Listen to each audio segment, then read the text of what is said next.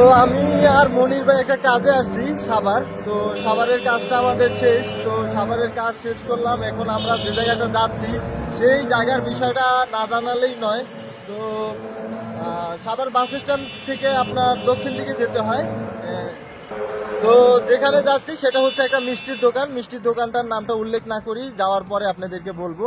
তো সেখানে মিষ্টিটা খুবই সুস্বাদু। আর এই যে মিষ্টির দোকানটা, এই মিষ্টির দোকানটা আপনার সেই ব্রিটিশ আমলের থেকে মিষ্টির দোকানটা অনেক পুরনো, বাট ওনাদের নিজের হাতের তৈরি অনেক ধরনের মিষ্টি, তারপর দই পাওয়া যায়, যেটা এই অঞ্চলে সবচেয়ে ফেমাস। তো সেই সকল বিষয় টুকটাক আপনাদেরকে জানাবো। তো চলুন যাওয়া যাক।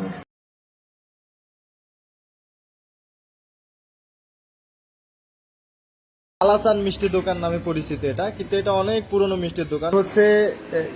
কি চমচম, স্পেশাল চমচম। হ্যাঁ, আর এটাকে কি বলে? জাফরান। তো যখনই আসি কোনোটা খাই আর না খাই, এটা কিন্তু আমি খাই। তো বুঝতেই পারছেন, তো মিষ্টি দেখেই বোঝা যাচ্ছে যে আসলে কতটা সুস্বাদু। আসলে খেলে আরো বুঝবেন যে আরো সুস্বাদু এটা।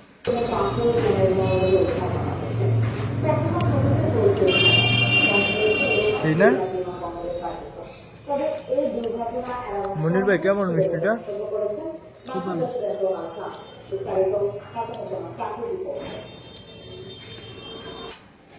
তো যাই হোক, এখানে কিন্তু আরো অনেক রকমের মিষ্টি আছে। এগুলো তো সব আপনাদের বানানো না? সব হচ্ছে ওনাদের বানানো।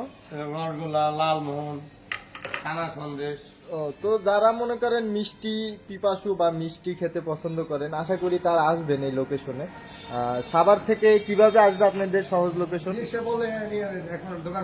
ও, আপনাদের সাভার বাস স্ট্যান্ড নেমে ওনাদের দোকানের নাম বললেই হবে, কালাচাঁদ না? কালাচাঁদ মিষ্টির দোকান বললেই ওনাদের দোকানের সামনে নিয়ে আসবে। তো ওনাদের মিষ্টিগুলা কিন্তু আসলেই খুবই স্পেশাল। আর লাড্ডু টাড্ডু সহ অনেক কিছুই পাওয়া যায়।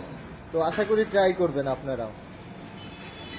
তো আজকের ভিডিওটা এই পর্যন্তই। তো সবাই সুস্থ থাকবেন, ভালো থাকবেন। যাচ্ছি বলেও যাচ্ছি না, আবারও দেখা হবে অন্য কোনো ভিডিওতে। আসসালামু আলাইকুম।